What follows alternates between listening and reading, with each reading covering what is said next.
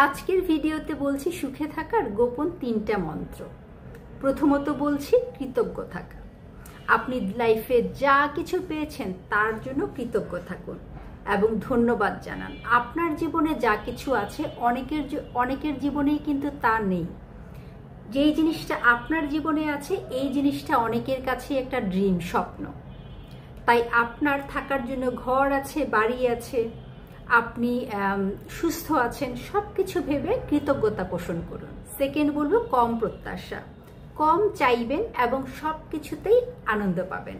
যখন আপনার সব কিছুতে এক্সপেকটেশন অনেক বেশি থাকবে তখন কিন্তু যেটাই আপনি পাচ্ছেন সেটা নিয়ে কখনোই আপনি সুখে থাকতে পারবেন না। তাই আপনার চাওয়াটা, প্রত্যাশাটা যেন কম হয় এবং আপনি আপনার চাওয়াটা আপনার সাধ্যের মধ্যে রাখেন। কোনো ধরনের অপ্রত্যাশিত কিছু চাইবেন না। সব সময় ভাববেন না আপনার লাইফে মিরাকেল কিছু ঘটবে। সব শেষে বলবো নিজের মতো করে বাঁচা। অন্যের মতো হতে গিয়ে নিজের শান্তি কখনোই নষ্ট করবে না। মনে রেখো, সুখ বাইরের কিছু না, এটা তোমার ভেতরেই আছে। শুধু তোমাকে বুঝতে হবে, সব কিছুতে সন্তুষ্টি প্রকাশ করতে হবে। ধন্যবাদ।